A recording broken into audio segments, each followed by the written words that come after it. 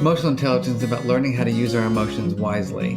And that means that emotions serve a function. They're information, they're data. Right? Anger is telling us there is an injustice going on around us. Fear is that there's impending danger. Envy is I'm desiring something that someone else has that I don't think I can have, maybe. That was Dr. Marc Brackett on Psychologists Off the Clock.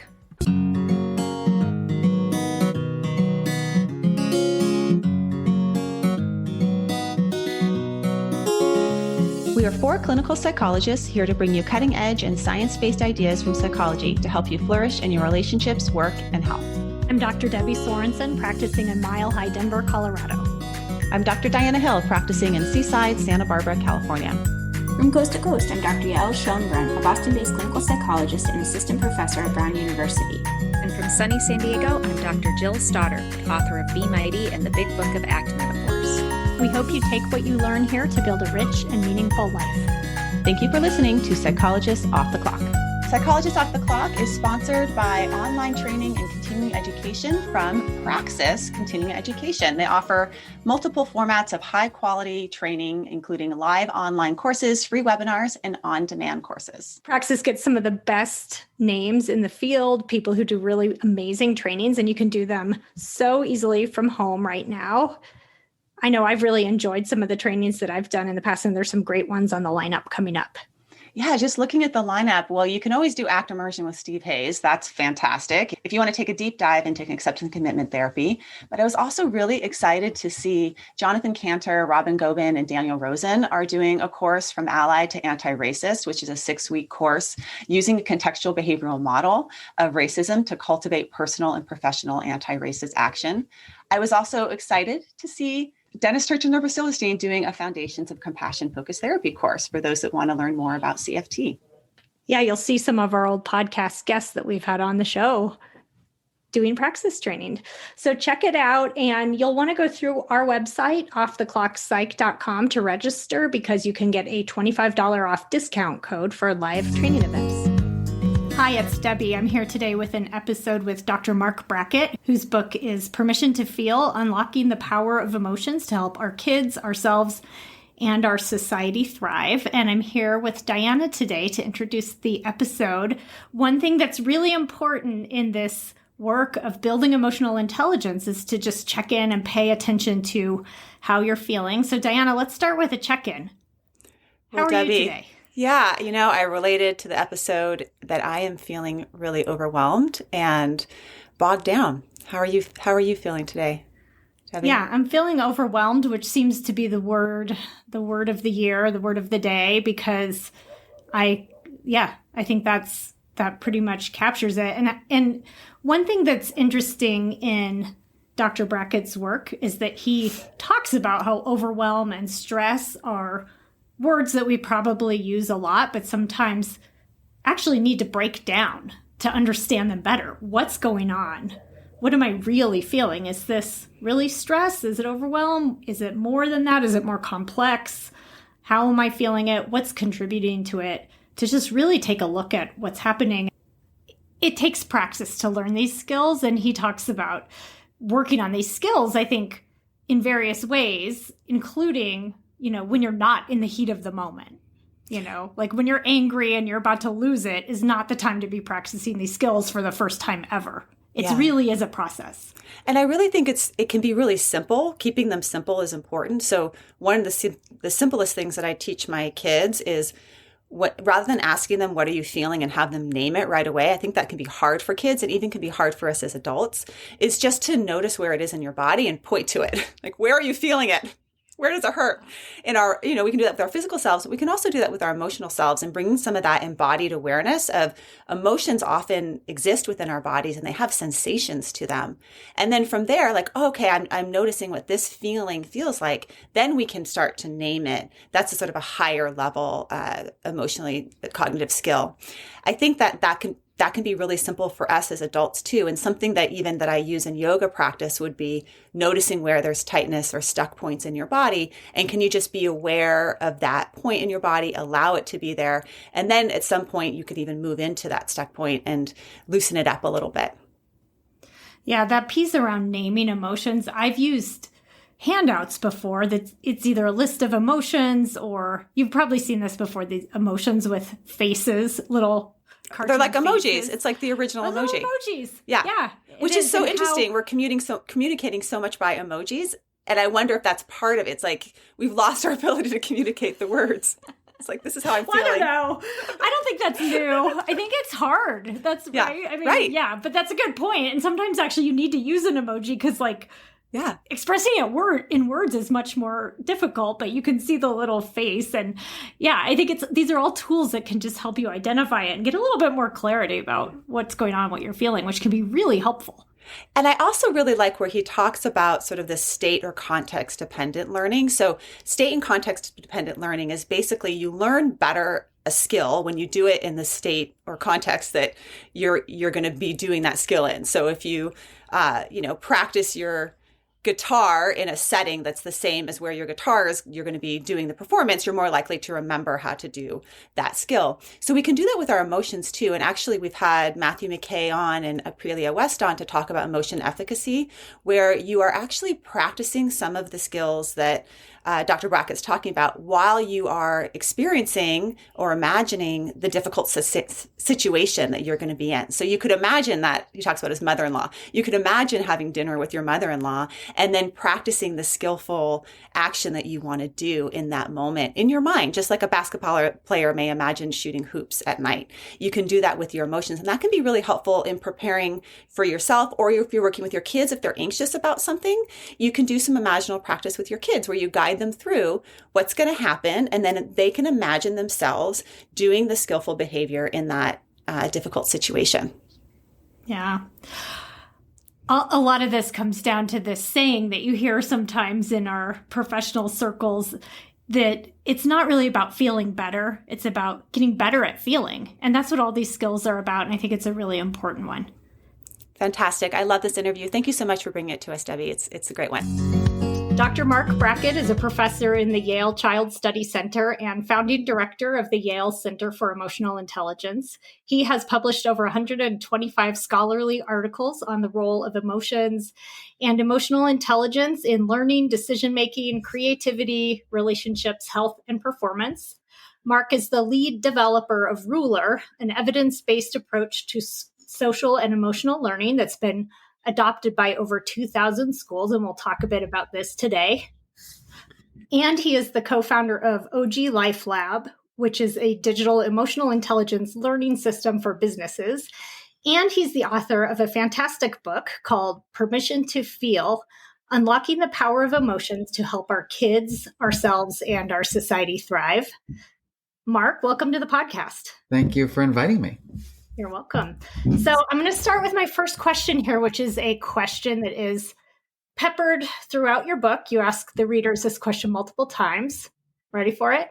I'm anticipating it. How do you feel right now? The word I'm going to say is overwhelmed. I feel like society is overwhelming. I feel like my work is overwhelming. I just feel overwhelmed. But okay. I'm giving myself the permission to feel it. Okay. I can relate to that feeling. I've been feeling that a lot lately as well. Yeah. Yeah. So that's your word too, or do you have other words? At the moment, I'm feeling a little fluttery feeling in my heart. I think I'm a little nervous because I had to read your bio, I'm doing this interview. So I'm a little neurotic Jewish guy from Jersey, so you'll be fine. Okay. Great. Well, and there's a reason that you ask that question a lot, which is that checking in on how you're feeling, asking how you're feeling, being asked how you're feeling is a big part of the skill set that we'll be talking about today. Let's dive in and let's start with the problem that underlies why you're doing this work. And I think a lot of adults and children struggle to understand their own emotions and express them in a healthy way. What's going on there, and why is this a problem? Well, I think it's a problem because we have no formal ways of teaching it. We rely on luck, that someone gets an emotion education, and we wouldn't rely on luck, right, to cultivate a Nobel laureate in poetry, right? We recognize that you have to write and write and write and get feedback and write and write and get feedback. But we don't do that for children's and adults' inner lives. And so, my mission in life is to make sure that everyone gets an emotion education. Yeah. And I'm curious where, just at the cultural level, I mean, what do you think? Why is that? Why is that not part of our education? Why is that not something that is sort of, embedded in our regular, maybe it is a little bit more now, I think, thanks to people like you. Yeah. It is, but it's not systemic. It's add-on, it's not a real part of a child's education, in my opinion, yet. We're working on it, but, it's still, there's no assistant superintendent of social and emotional learning in most districts. And so there should be, because it's an integral part of education, just like there's an assistant superintendent of instruction, and we need one to deal with the other side of the report card. And I know that a lot of your work is in schools and in the education system. Do you feel like this is maybe starting to change? Are you seeing signs of that? Yeah. It definitely is. I think sadly, going through a pandemic the last year has made people ever more aware of the fact that people's emotions, they're running high, and without strategies to support healthy emotion regulation, nobody's functioning well. I can't tell you how many phone calls and how many webinars I've done on emotion regulation in the last year. Teachers having panic attacks on their way to school, kids, having, just meltdowns in their homes with remote learning, parents, freaking out like, I'm a mom, I'm a teacher, I'm a custodian, I'm the cafeteria worker, I'm everything. And so I think people are beginning to realize more than ever before that how we feel matters, and what we do with our feelings matters a great deal. Yeah. I'm going to circle back later at the end of the interview and ask you more about kids in the pandemic, because I think that is on everyone's mind. Sure. I just reflecting on this myself, I do think I've seen some changes too in parenting and how parenting has evolved over the years, and some of the messages kids got when I was a kid. I don't see it a lot, at least in my circle. And so that gives me some hope. And I think the work that you and others are doing is really important in that you're helping people know, parents and teachers know what to do to teach this. That's the goal. And honestly, it's the adults first anyway, because so much of the field of social and emotional learning is about an educator or a school buying something that then the teacher delivers or does with kids. And I think that's the wrong way to think about it. You wouldn't ask me to teach physics, it would be like really weird. And so, the educators who are delivering this content have to know it. And the difference between social and emotional learning content and other academic content is that not everybody has to be an expert in every academic field, but everybody who works with kids has to be an expert in SEL. Right. Absolutely. Absolutely. Well, actually, relatedly, you sort of make a joke in the book that your goal is to put mental health professionals like myself out of business, which I love. I actually think it's great, because I think there's some truth to it, actually, because I work with adults in my practice, and I spend so much of my time working with people on these same skills, identifying, being aware of their emotions, learning more helpful ways to express their emotions and that kind of thing. And actually, it's a perk of being a psychologist, I think, in the clinical role, is that you kind of learn to do this and you're always paying attention to it. So when you think about your mission at the Yale Center for Emotional Intelligence and sort of the ramifications later in life, do you see that? I mean, are you being serious about that? I am. In regard to your point about like putting all the mental health professionals out of business? No, obviously things go wrong and we have challenges in life. There's no denying that. But, my irritation is that we as a society are very intervention focused and not prevention focused, right? We wait for the nervous breakdown and then we say, oh, I got to get my kid help. We don't think, oh, if I taught my child to be self-aware, if I taught my child language, if I taught my child effective strategies to manage, their emotions, then it might not lead to that breakdown. And that's what drives me out of my mind, to be honest with you, is that we don't think like preventionists. Yes, that's exactly right. Teaching people these skills early prevents a lot of problems later. Yeah. And you can't just you don't just develop these skills. It's like any form of education, it has to be formalized. You have to learn the words. You're not born with an area of your brain that has like emotion language built into it, right? You got to learn the words, and you got to learn to differentiate different emotions from, anger, from disappointment and frustration, from overwhelm, and elation from excitement, and calm from contentment. And you got to learn how to communicate these feelings and practice that. And certainly we all know, I mean, my goodness, people always think that I'm because I'm, a scientist in this space, and I, write books and stuff like that I'm like the leading expert in the application of these skills. And I always tell people, like, you have no idea, like, I am a work in progress. And it has been hard to regulate, really hard. But I have a growth mindset around my failures around emotion regulation. I'm like, it's a bad day. It's okay. Everybody has them. I can apologize. I can even do a little bit of self-forgiveness, and I could try my best tomorrow, to manage more effectively. And that whole process is a very reflective process. It shouldn't be done in isolation. It should be done, with families and with partners and in schools and in workplaces. But, one of the things that you asked a while ago that I don't think I answered was like, why don't we really do this? And it's because historically we have seen this aspect of human development as being weak. Emotions, typically we see, and when we say the word emotions, we think emotional, which means hysterical, which means not, sane, not, together. And so we're not going to go there, because that's like all that messy stuff for people who have mental illness and, blah, blah, blah. When it's just the opposite. When we learn how to use our emotions wisely, all great things happen. We make better decisions. We are better learners. We have better quality relationships. Our physical and our mental health is better, and we can be more creative.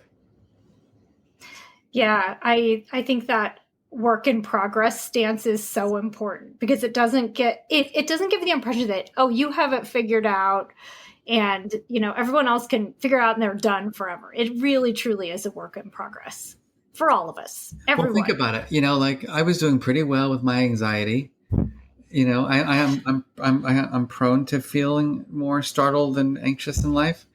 Thank you, Mommy. Thank you, Daddy. Thank you, my upbringing. But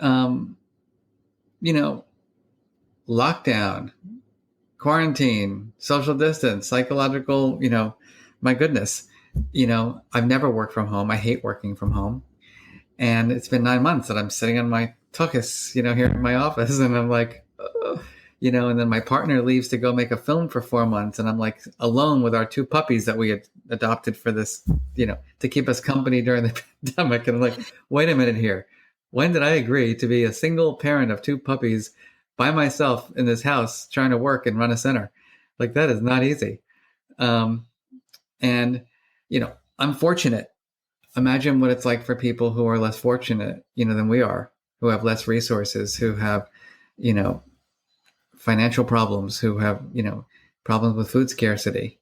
You can imagine what their bodies and brains are going through on a daily basis. Absolutely. Yeah.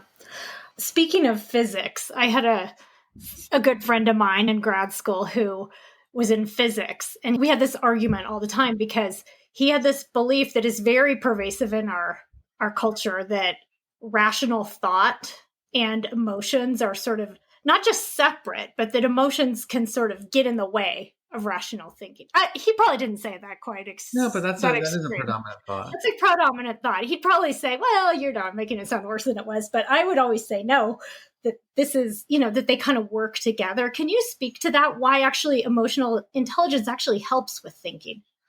Well, I think, firstly, all of that kind of thinking is very antiquated. That there's like the thinking part of the brain and the feeling part of the brain. We like to like put things in their place, and it's just not the way we operate. Our thoughts and feelings are intertwined constantly. And so that alone should just let people realize that like everything has feeling and everything has thought. It's just the way we are. I think where emotional intelligence comes in handy is that it's all about the wise use of feeling. I don't know about you, but like the emotions or my feelings have gotten the best of me a million times over the last 9 months. Can you say that as a clinician that you've failed at regulating your feelings? Is that appropriate? I mean, it happens, right? Exactly. It's like, yes, exactly. Like, and it's like you're caught off guard, you're tired, you're hungry, you're overwhelmed, you're scared, and like someone triggers you and you're like, you go nuts. Oh, no, me never. No, I'm just kidding. Of course. Yes, it happens to all of us. There are days like, I'm like, I know I'm losing it. I'm like, Mark, come on. You know this stuff. Mark. Come on. You know it. And then I'm like, and go, blah, blah, blah. And I'm like, I can't believe I just did that. I can't believe I just said that. Especially like when my partner was traveling and we'd have conversations like around 11 o'clock at night. Oh, that was not a good time. And it was about like finances or something. Forget about it. It's like recipe for disaster. For disaster. So point I'm trying to make here is that emotional intelligence is about learning how to use our emotions wisely. And that means that emotions serve a function. They're information, they're data, right? Anger is telling us there is an injustice going on around us. Fear is that there's impending danger. Envy is I'm desiring something that someone else has that I don't think I can have, maybe. And so you can allow envy to take over your life like it has for many college students. I did some studies with college students here at Yale and elsewhere. And, envy is the predominant emotion. They're just constantly thinking everyone else is better. Everyone else is going to have more opportunity. Everyone else can study less and get better grades, and the list goes on. And you can imagine how that can drive you out of your mind after a while, because you're just ruminating and thinking constantly about why everyone's better, and you lose yourself in that process. And so that's when emotions go down the alley of like not productive, unhelpful. Emotional intelligence says, all right, let me, firstly, how am I really feeling? Because most students say they're stressed. And then they go to the counseling center and then they tell them to take a yoga class or a mindfulness class, which drives me out of my mind because that's helpful. I do both of those things, but it's not the answer to all of life's problems. If you're in an abusive relationship, like yoga is not going to get you out of it. So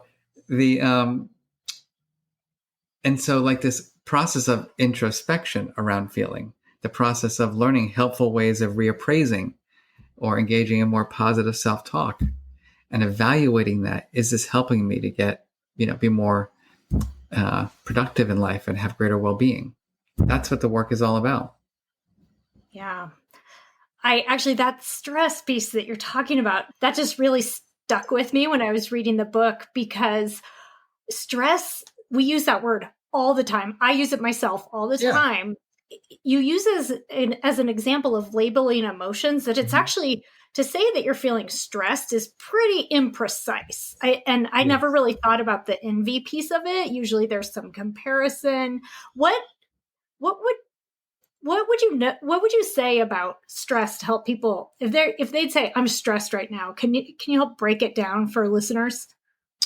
Yeah, well, I mean, I think stress is a real thing. It's typically when you have too many demands on your time and life and you don't have the resources to deal with it all. So you're stressed, you're depleted. But that's one form of, what we call the anxiety and, fear family.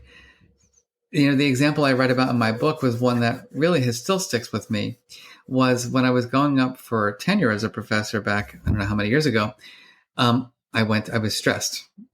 That's what I call it. I called it. And I had heartburn, and I went to the doctor, and I'm like, my father had his first heart attack at 48. I'm like, this is it. I'm having a heart attack. I was so neurotic about my health. And, just a little catastrophizing in there, a little bit. Yeah. A little bit, yeah. Yep. Even the best of us have it. And so, I go to the doctor, and he's like, here's your Prilosec, and here's your Ativan. I'm like, really? That's it? You want me to take anti-anxiety pills and like stuff for my heartburn? And he's like, yeah, you're going to be fine. This is what happens at places like this. I'm like, you got to be kidding me. Like, that is not cool. And, after that moment, I really like took a pause, and I finally did what I ask everyone else to do. I asked myself how I was feeling. Like, really, was I stressed? The truth is, I wasn't really stressed.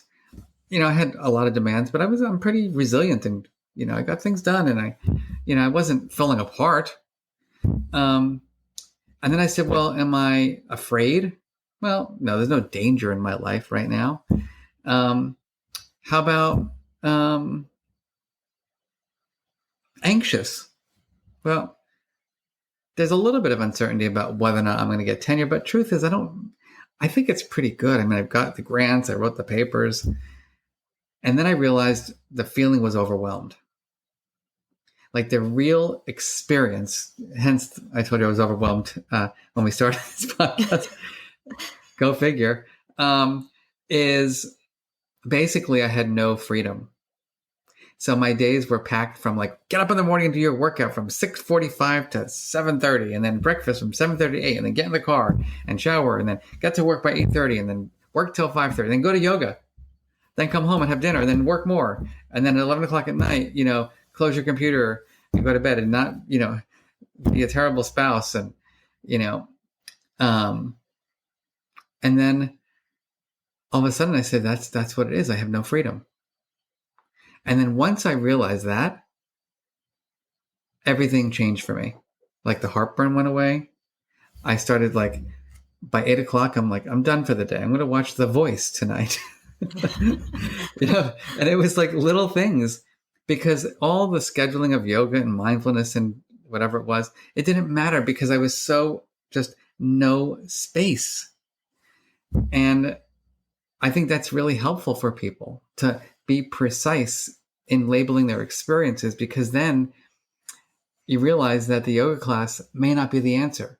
Now, if you're generally just like kind of stressed out and you just need like your brain, you got stuff going on at work and it's pretty heavy, then the yoga class might be perfect for you, to just help you kind of bring the stress levels down. But if it's about a life issue, then you might need cognitive problem solving. You can't breathe away your relationship dynamics, right? This as a therapist, right? As a psychologist, you gotta learn how to have the difficult conversation. Right. And then manage the fear or the anxiety that you might have in that conversation because of the power dynamics or whatever heck's going on for you. Like, that's a real skill that I don't believe we have afforded people. I think you're right that it's easy sometimes to get on the wrong track. And that's maybe what you're talking about. It's like you're going to yoga for a relationship problem. It's the quick fix thing. Yeah. Everyone's the quick fix. Right. And this is complicated. Like the way I like to think about it is, for me, I had, as you know from reading my book, I was sexually abused as a child. So I have leftovers from that, and even though I was in therapy as a kid and I've spent much of my life, healing, I still get activated, by things that are related to those experiences when I was 5 and 10 years old. I'm lucky that I have lots of strategies and awareness, but I still get affected by it. The experience is still baked into my body. And I was bullied horrifically as a kid in school, like terrible bullying, extortion, and just really mean and cruel experiences. And so and I had weight problems. I had an eating disorder, and I pretty much had, negative self views. I mean, I still have them, and I'm 51. And so I've had a lot of practice being self-critical. I haven't had a lot of practice being self-compassionate because it wasn't part of my development. There were no opportunities, for people to help me engage in that kind of thinking about who I was and what I was experiencing. So think about the way our brain develops, right? I've got like metastasized meanness and self-cruelty and criticism, and I've got like a few neurons that fire for self-compassion. And so I think this is why this work is so important, because, right, as they say, neurons that fire together, work together, wire together, fire together. And so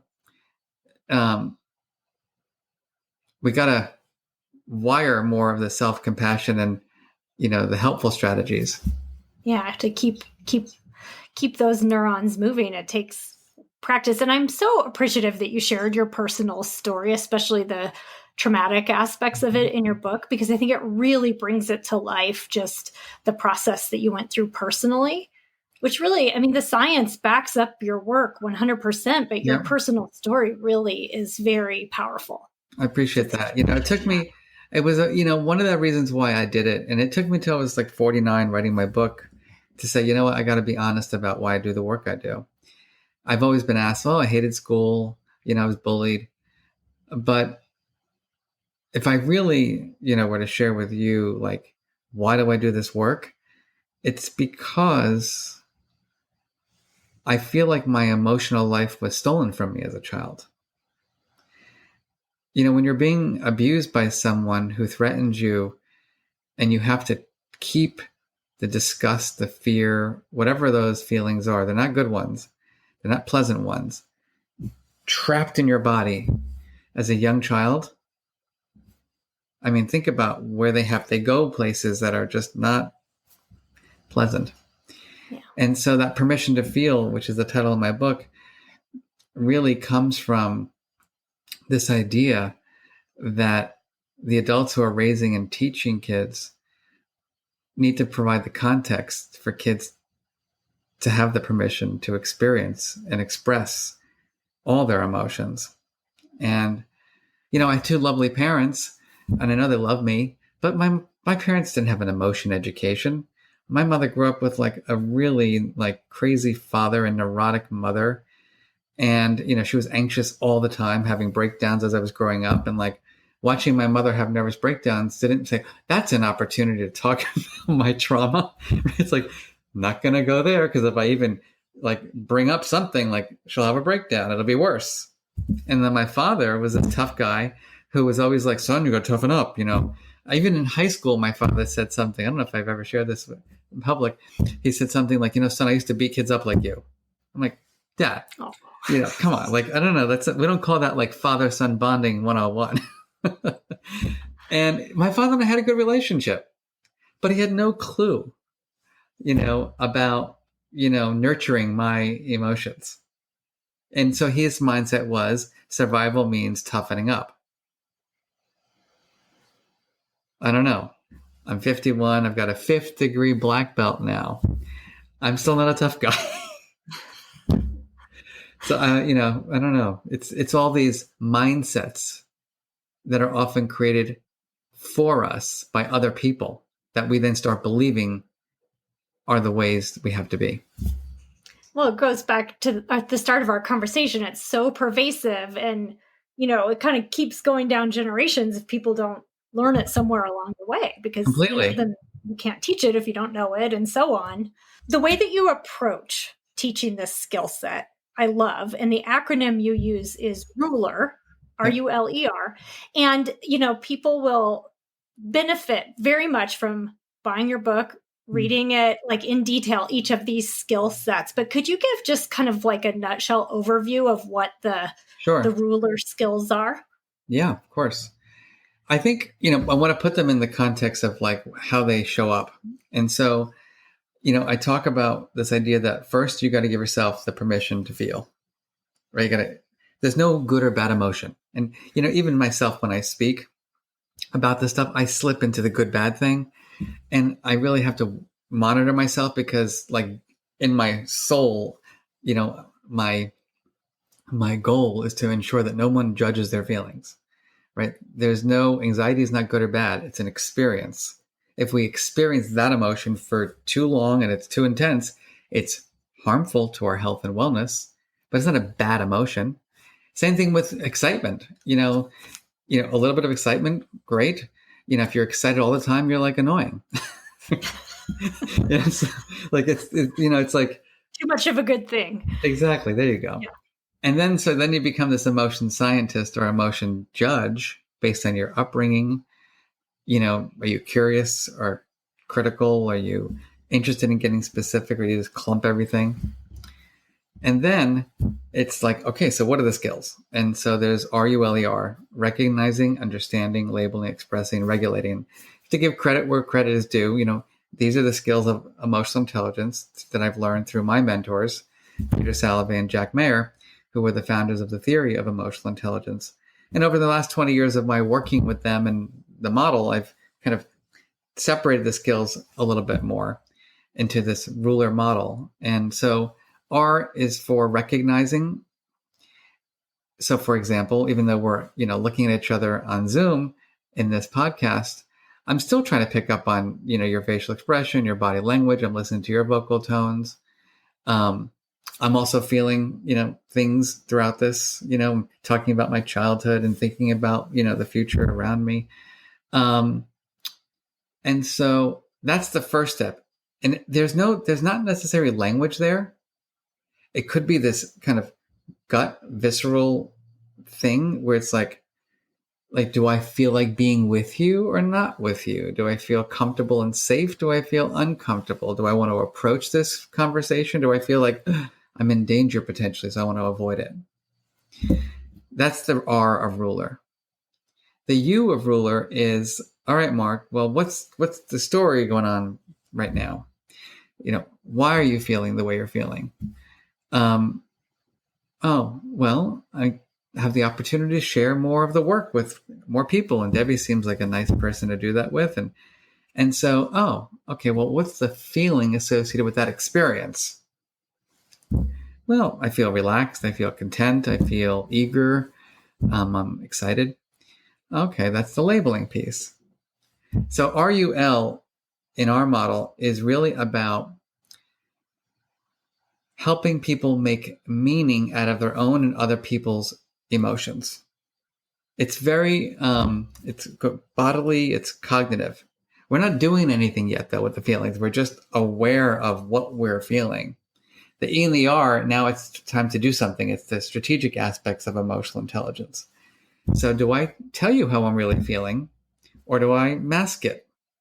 Because if I shared how I was really feeling, it might overwhelm you, or you might not know how to deal with it, right? Like I didn't express my feelings when I was a kid because either I would get sent to my room, or my mother would yell and scream or have a breakdown. So I'm like, I'm going to suppress, repress, eat, all those strategies. Emotional, experiential avoidance. We sometimes call it emotional avoidance. Yeah. Exactly. And then the question is, okay, so what do I do with these feelings? What's my strategy? And these are not like so linear. I explain them in that linear way just because it's the only way to write a book. But like they're dynamic. Like sometimes you're like in the midst of regulating, you're calming yourself down, like, oh crap, I'm really anxious. And sometimes you perceive something like, oh, that person really doesn't like me. Oh, I must, I'm afraid. But in general, the R, the U, and the L work together. And then the E and the R work together. And my argument is that we don't teach any of this stuff. Right. I never had just like no one, when I was coming down the stairs having a panic attack because I was going to get beaten up on the school bus, nobody noticed my facial expression and said, Mark, what's going on? I'm noticing a shift today. No one asked me the question, what might be you feeling? What might you feel? No one said to me, let's think about a strategy that can help you deal with that anxiety, or let's prevent that bullying from happening in the first place. It was like, good luck and goodbye. And it's unfortunate, that, I've learned I've dealt with my resentment about this in my own life, because I recognize, that my parents, they didn't know what they didn't know. And I'm also an eternal optimist about my own skill development, that nothing is permanent. And so that mindset is very helpful. I think this is what people come to therapy often, not always, obviously. There's many other reasons, but is that they come in, maybe not even realizing it, but needing help with that, like understanding their emotions, having awareness of them, and knowing what to do with them. Mm-hmm. And so, if you can learn this early, you'll save yourself a lot of time and money in therapy sessions later, right? And you know what? Like, life happens too, you can't predict your future. So, if you unexpectedly lose someone, like many people have right now from COVID, then of course you're going to need support. And again, there's no judgment about that either. No. And I think it's a great way to get support and to get help with these skills, actually. Completely. I'm ready. I'm actually ready to go back into therapy. So if you'd like, let's talk. No, that's fine. If you're looking for a great way to support us here at Psychologists Off the Clock and make your life easier and healthier, you should go to my new favorite online store, Thrive Market. Thrive Market carries all your grocery and household essentials with the convenience of getting everything online and then quickly shipped right to your door. And right now, you can get 30% off your first order plus a free $60 gift if you go to thrivemarket.com/POTC. I love that I can use specific filters to curate my shopping experience so I can find organic meats and low sugar snacks for my kids. Plus, when you join, they give to a family in need. How cool is that? So join in on the savings with Thrive Market today and get 30% off your first order plus a free $60 gift. Go to thrivemarket.com/POTC for 30% off plus a free $60 gift. That's THRIVE market.com/POTC. thrivemarket.com/POTC. I know I talk about my kids a lot, but I also have two adorable dogs, Tilly and Hazel. We love to spoil them, which is why we love Whole Life Pet. Whole Life Pet makes single ingredient treats, meal mixers, supplements, and hydrating snacks for both dogs and cats. And if you try out Whole Life Pet, you're surprising your pets with fun new flavors while also supporting Psychologists Off the Clock. Visit wholelifepet.com and use promo code POTC to get 25% off your first order with free shipping over $50. When I open the Tuscan Blend Bistro Bowl meal mixer to add to Tilly and Hazel's food, they start wildly sniffing and can't wait to dig in. The best part is Whole Life Pet uses a freeze-dried process that locks in nutrients and freshness, and they never add chemicals, additives, preservatives, or anything artificial. Visit wholelifepet.com and use promo code POTC to get 25% off your first order with free shipping over $50. If you're unsure about what to try, you can fill out their short questionnaire by clicking the red Start Today button on the home page. It will ask you a few questions and make custom product recommendations for your pets. Visit wholelifepet.com and use promo code POTC to get 25% off today. So one of the things that you have so many really great suggestions for how to do these skills. I mean, and I learned so much just reading some of your thoughts about some of these things and really breaking down the emotions. One I especially love is the meta moment. And It's very in line with my therapy approach, which is based on a more acceptance-based form of cognitive behavioral therapy. And I think as I read it, I'm like, that's exactly what I'm trying to do with my clients a lot of times, but you do it so succinctly and just spot on. So can you kind of walk us through, just as one example of one of the skills that you offer, how do you do a meta moment? Yeah, so the meta moment is a tool that I developed with my colleague who is a therapist herself. Her name is Robin Stern. And it's a 4-step process. And essentially, I think the first step in the meta moment. Now, think about this. Emotion regulation, there's like everyday emotion regulation. I'm tired when I get up in the morning, or, I'm procrastinating and I've got to Marc, just do it. That's not a meta moment. That's just everyday kind of life emotion management. Oftentimes we need meta moments, when we're caught off guard. So, for example, my mother-in-law was living with us during the pandemic, and one day, it was getting really old because she's been with us for a month or two at a time, but not 7 months.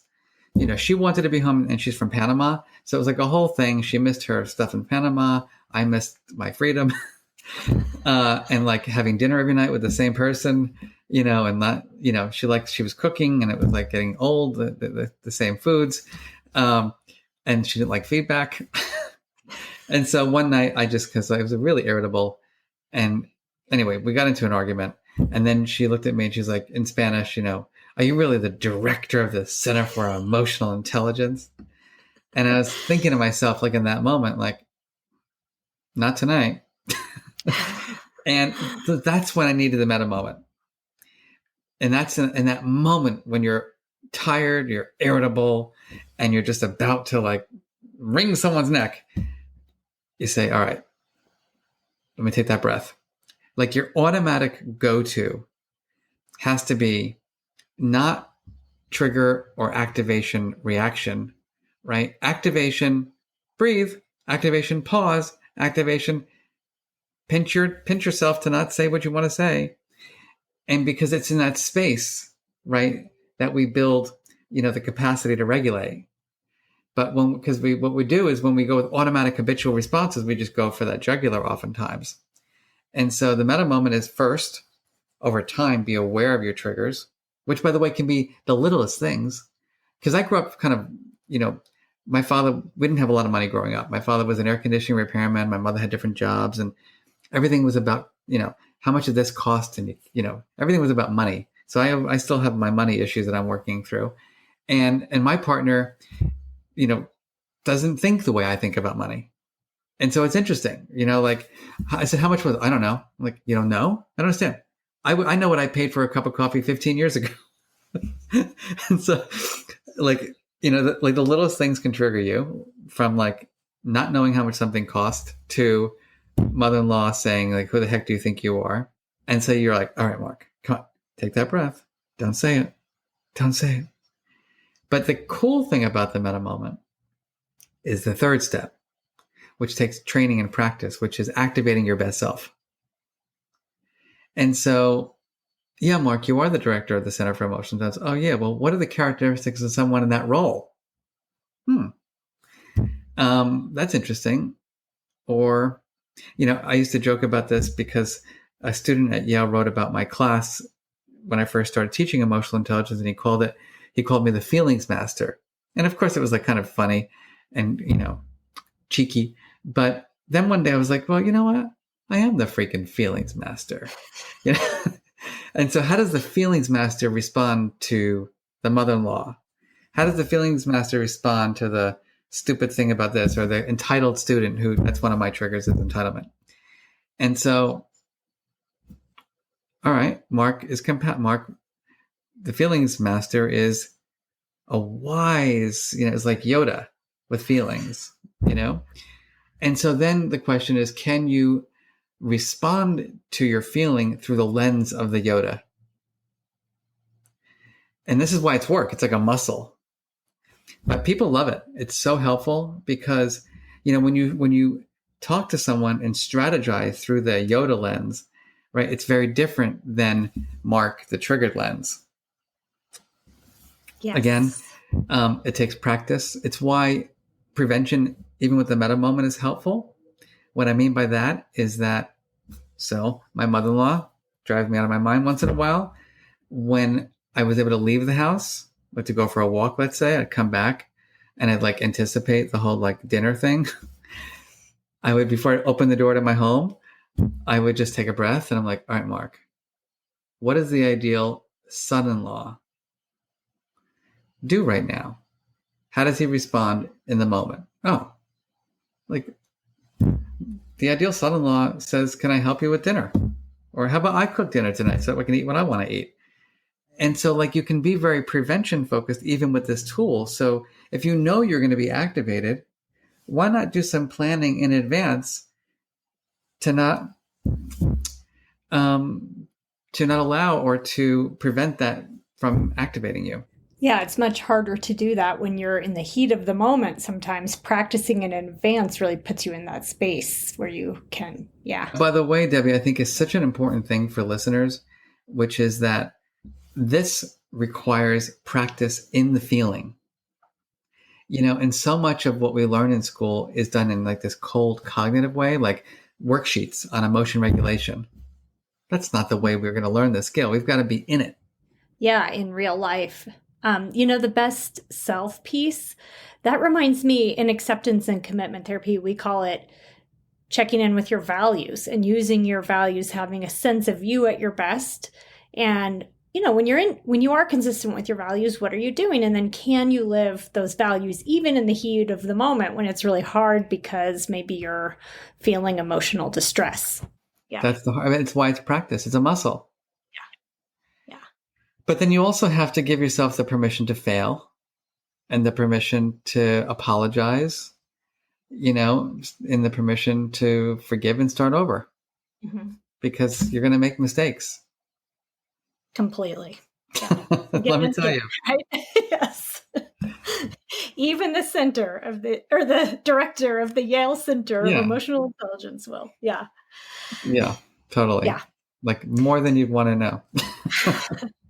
So final question here, again, I think this is an area that's on so many people's minds right now, the pandemic stress, and particularly with kids, because you do work a lot with education and with teaching this to young people. And I think they're in their remote learning, they're noticing their parents' stress, they're not having their same level of fun times that you would want a child to have. And I know people are worried, is this going to impact kids emotionally in the long term? Mm-hmm. And I hear people really concerned about that. What's this going to do? So what words of wisdom can you share with anyone, parents, teachers, caregivers, anyone who wants to do what they can to help kids make it through this? I think the first is you want to kind of move away from even the way you were talking about the challenges that people are facing. Like everybody's worrying that this is going to like thwart healthy development, because that alone like is not a great place to be psychologically, we create the realities that we talk about. So I would say like move away from that thinking, just say it's different. And I've really, for myself, for example, I've really I've really worked on that. Like this is a different reality that I'm used to. It doesn't make it bad. It's just different. And I have to learn how to live in this reality.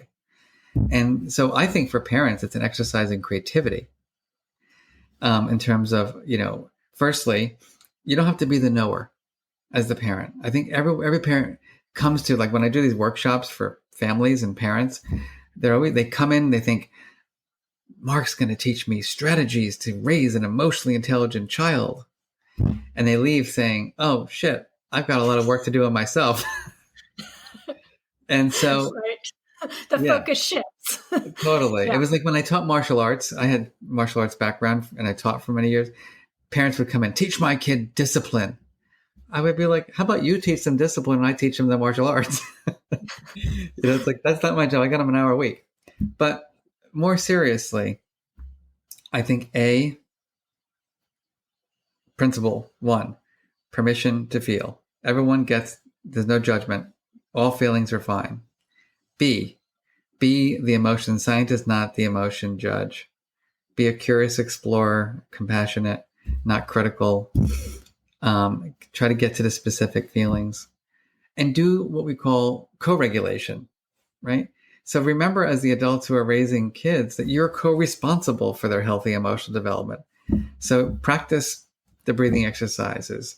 Do yoga with your kids. When they're, show them that you're engaging in positive self-talk when you're stressed out or overwhelmed. And, you're teaching them by example. I think that's the core, of the work. And then, there are other things like, no matter what your circumstances, you can always have a little bit of humor. You can always have fun, play a game. It doesn't cost money to play a game. And so I just feel as if people can get lost in their anxiety and stress, because that's what it does to you. And so finding ways to deactivate and finding ways to challenge your catastrophic thinking, right when we were like in April, like when really it was like, everybody was like, you can't go out, you can't go to the grocery store, there's no toilet paper, the stock market's crashing. I remember sitting exactly where I'm sitting, like, I can't go out. I'm not gonna have any money. I'm never gonna retire. And I'm never gonna shaking the desk. Yeah, exactly. It was like, yeah. And then I'm like, all right, Mark, wait a minute. Like, how much control do you have over like the lack of toilet paper in the store? None. All right. All right. How much control do you have over the stock market? None. Right. Everybody's in the same boat. Are you alone in this boat? No, everybody's in the same boat. Oh, that's interesting. So I'm not alone in this. I'm not the only one feeling like this is, no, everybody's feeling that way almost. Oh, wow. That's interesting. Do you see what I'm saying? Like it's, we can get lost, in the strong emotions. And so as parents, I think deactivate, co-regulate, be a compassionate scientist and explorer. And that will be a major help. That's very wise. Thank you for that. Because yes, I think that's helpful. It's just very grounding to think, okay, this is a hard thing, but people do hard things, and we'll adjust as it is not going to be easy. That's okay. Well, I think the critical thing for parents is that they think they have to be perfect, or they can't tell their kid they're worried.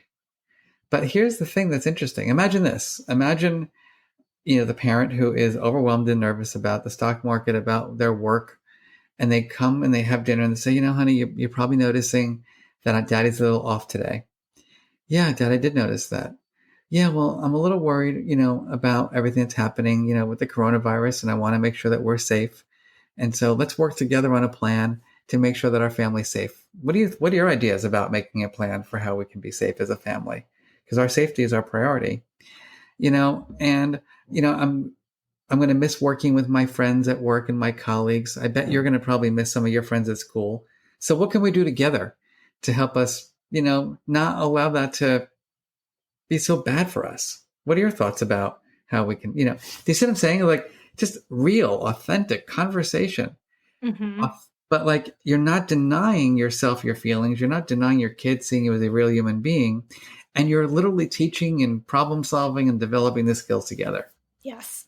You're role modeling permission to feel, which is exactly huge. Yeah.